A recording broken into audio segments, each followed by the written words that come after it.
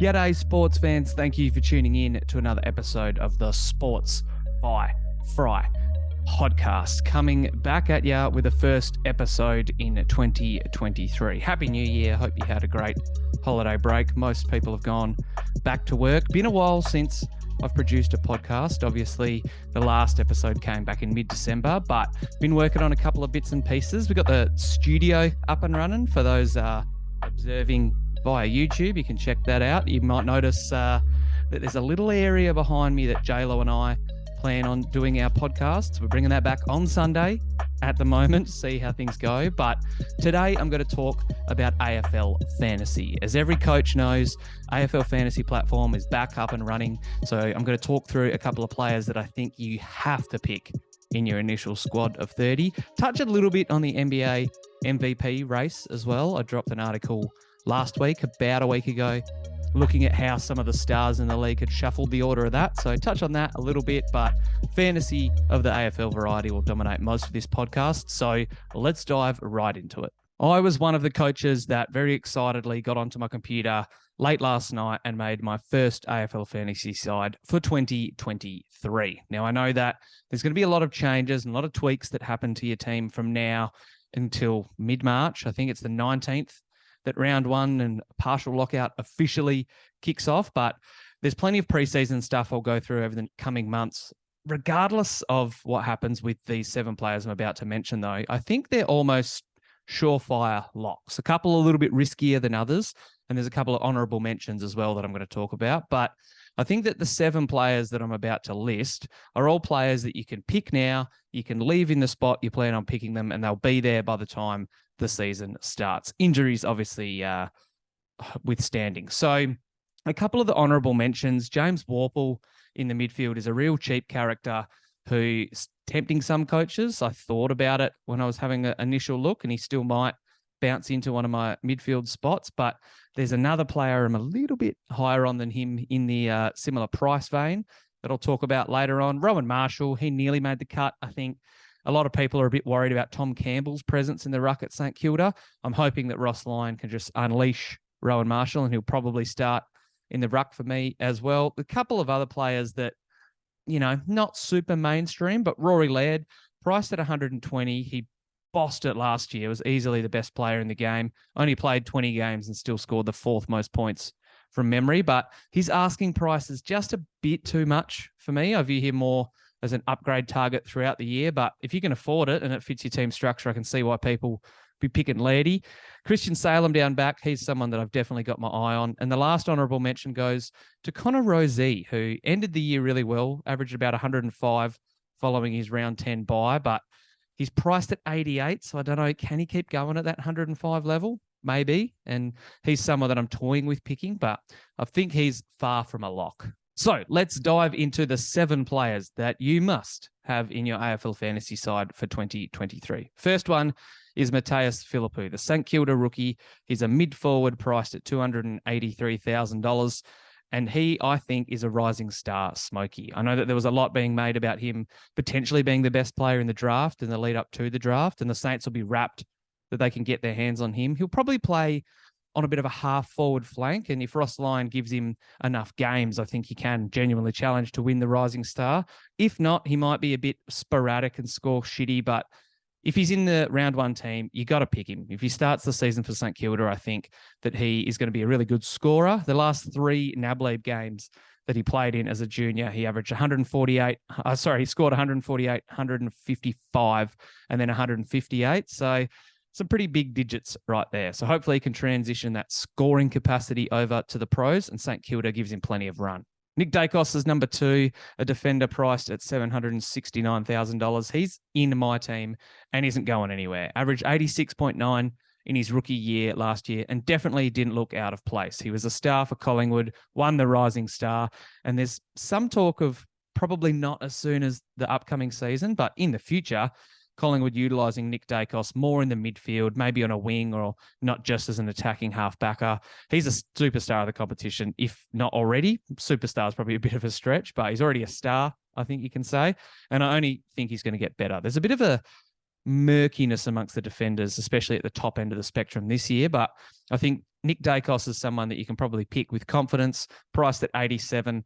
Can he go triple figures? Might be a bit of a stretch, but I have him in the mix as a top 6 defender, especially if Collingwood continues to get the ball into his hands like they kind of did towards the end of last year. He's a special talent, and he's going to be in my side the entire season. His new teammate, Tom Mitchell, is up next. Midfielder priced $853,000. Surely a change of scenery will help unlock this bloke. I know that his last year at Hawthorn, his magnet was thrown all over the board a bit. He was kind of playing half forward, and then he was outside at stoppage contests rather than being the bullocking bull in there that we've seen him do for, 8+ years. It was a bit bizarre from Hawthorn, but clearly they're transitioning into a different age demographic, and they really want to try and fast forward that rebuild. Hence the reason he now plays for the Collingwood Magpies. Surely Craig McRae just throws him in at the stoppages, just says, do what you do, mate. Get your 30, even if 20 of them are handballs, and get us 7 clearances a game. And that'll definitely help Collingwood get better and challenge for a flag in my eyes. So I think Mitchell, he went under 100 last year, which is the first time that's happened since 2014, not including the shortened quarters back in 2020. Even if you take them into account and you multiply the scores, still ticked over 100. So I expect him to push back into that bracket, probably improve about 10 points, which has him about 105, with a couple of big performances in there as well. That's me being a little bit, not pessimistic, but tentative, keeping a bit of a lid on it, because I really think we could see Mitchell go back to 110 plus and emerge as one of the top 5 players in the game this season. I won't talk long about the next bloke because everyone's going to be sick of hearing his name by the end of the fantasy preseason. But Will Ashcroft is currently the most picked player in the competition, believe it or not. He's a rookie, 298K. He's midfielder only, and he may pick up another position later in the year. But even if he doesn't, I think this kid has class written all over him. I think he can challenge and potentially play all 22 games for Brisbane. Played a bit of VFL footy last year, 14 NAB League games. Didn't look out of place when he stepped up to VFL level as well. So he should be the number one pick if you're going off dynasty rookies in my eyes. And I think he's going to be a star of the future, similar to Nick Dacos. And in his rookie season, given his price, he will be the most picked player when season officially starts. And I can see why. The kid is super talented. So slot him into one of your last couple of on-field, midfield spots and enjoy the show. Timmy Taranto is up next, priced almost exactly the same as Tommy Mitchell, but he has mid-forward status, 846K. He's going to set you back. And he's also in a similar position as Tom Mitchell, if you ask me. He has left GWS and gone to Richmond. Richmond traditionally don't have a lot of fantasy numbers in their games, and they don't have a lot of high-scoring players. But I think Taranto really can buck that trend. He's a stoppage specialist, loves to tackle. First couple of games last year when Toby Green was out, there was talk of him potentially playing up forward. And no matter where he scored, I think he scored 4 straight hundreds, couple of 120s in there. No matter where he played, rather, I think he's going to dominate. And he's probably going to do the same thing at the Tigers. There's midfield minutes up for grabs. Dusty's getting older. Trent Cotchin's in the last phase of his career. And you haven't really seen the likes of Riley Collier-Dawkins or Jack Ross kind of push up and take the mantelpiece in that Richmond midfield. So I think that hopefully Hardwick uses Taranto in a lot of CBAs and gives him a lot of midfield minutes. And as a result, he scores pretty well in fantasy. 2 to come. The last one is the defender who I think is the easiest pick of the bunch, and that is Sam Doherty. Averaged 110 last year, the third most total points in the entire competition, if you don't mind. Clearly looks back to his best. Awesome comeback season. Was a really good feel-good story for a lot of footy faithful. And I think that he has the potential to go 110 again. He's probably going to be closer to your 1.5 or low 100s.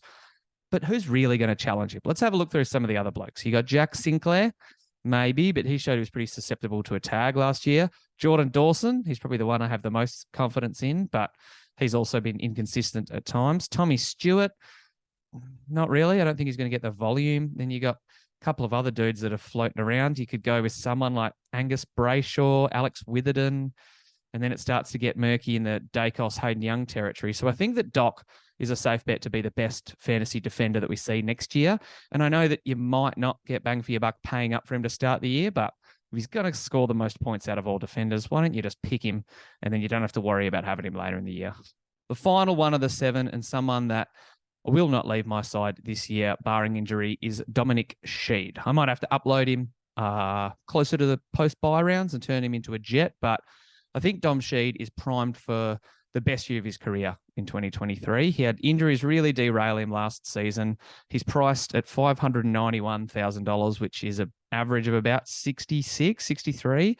I think he's easily going to go 90 plus, maybe go into the high 80s if something happens and he gets thrown around, not playing as much midfield time as I think. But there's someone that needs to step up in that West Coast midfield as maybe not the future captain, but that type of vibe, the next star, the one that they can lean on at the stoppages. Tim Kelly hasn't really taken that mantle, and it seems like he's more of a Robin compared to a Batman. Luke Shuey's getting older. There's a couple of young kids like Ruben Gimby who might step into that mold and emerge as that player in years to come. But right now, I think is Dom Sheed's time. Redden's retired and out of there. Like I said before, Shuey's getting banged up.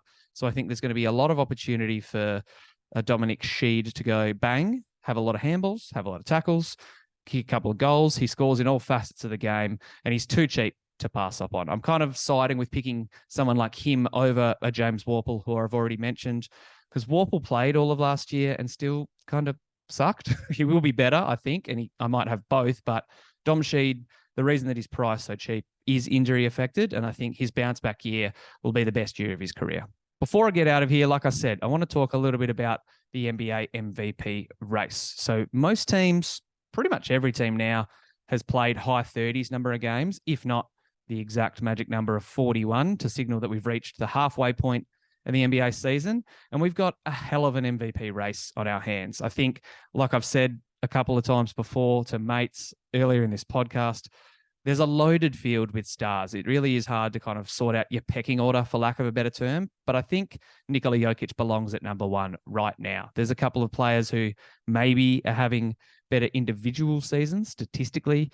Luka Doncic, for example, he was second in my updated ladder, moved up from third, took a spot of Jason Tatum, who's dipped a little bit, even though his play hasn't. Giannis, I think, is still squarely in the mix, and they're just one big winning streak away, the Bucks, from tearing it wide open and him pushing for another MVP award.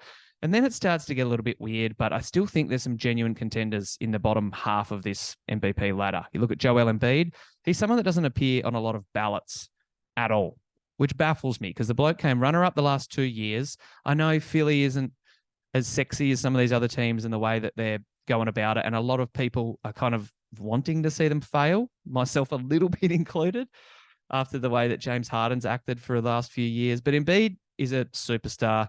I had him at 6 on my most recent ladder, and I couldn't find a way to bump him up. I really wanted to, and he still might climb in coming weeks and next ladder editions. But yeah, Joel Embiid is someone to not sleep on, if you ask me. And then you get a weird, like I said, collection of characters. Where do you put like Donovan Mitchell? Had 70 points to start the year. Does he ascend into the top 5 as a true contender? Steph Curry's been out, but if he comes back, can he be healthy and dominate again, having probably the best statistical year of his career? Kevin Durant, his numbers have been elite as well, but he's just gone down for a couple of weeks with a knee issue. So, you know, how do you filter out all these blokes? We really are looking at an unprecedented MVP race, if you ask me. And that's without even talking about players like Zion, Ja, Tyrese Halliburton, Shai Gilgeous-Alexander. Shout out to the Knicks guys as well. Jalen Brunson and Julius Randle have been playing like all-stars and maybe fringe MVP contenders if the Knicks did something crazy with their record. But again, I digress from a lot of this kerfuffle to talk about Nikola Jokic. I think that he is number one, and he's the clear number one right now. Not only is he having, I don't want to say the best statistical season of his career, but I think he is. Maybe a couple less points here and there, but he's leading every advanced analytic. Everywhere you look, Jokic is putting up numbers. So I think that that's something we have to take into account. And the Nuggets are number one in the West. Jamal Murray's been working his way back, shown a bit of rust, but started to shake that. Michael Porter Jr. has been in and out of the lineup already this year, and still Jokic just keeps getting it done, putting up a near triple-double while shooting 60%. The dude's a freak. A lot of the time we'll get voter fatigue when we have a superstar like Jokic who really dominates the league in a way that we're not used to seeing. Like I think Bill Simmons was talking about how he reminds him of Larry Bird. I don't really know if there is a comp for Nikola Jokic. His touch and his vision and his basketball IQ makes him one of, if not my favorite players to watch in the entire league. And I think he is the MVP leader right now. Again, we're halfway through the season, so something could change. But right now it's Jokic's MVP to lose. And that's it. another Sports by Fry episode in the books. Like I said, there's a couple of other things that I've been tweaking and working on that will come out later in the week and then rolling into next week. JLo hopefully will be back on the weekend for a Sunday sit down. Well overdue Sunday sit down that he and I will both look forward to. Got to do an NBA trade article as well that I kind of look at a trade for all 30 teams, make it a win for the certain team, but still somewhat realistic. A lot of the teams are kind of shuffling pieces around and trying to get some draft picks, but there are some contenders that I think I've come up with some pretty savvy and smart moves for as well. So that'll be the next article to drop. Make sure you keep your eyes peeled for that. But thank you for listening to this episode. If you're watching on YouTube, make sure you hit that subscribe button. Appreciate you listening in the podcast form. Again, subscribe for more episodes, and I will chat to you next time.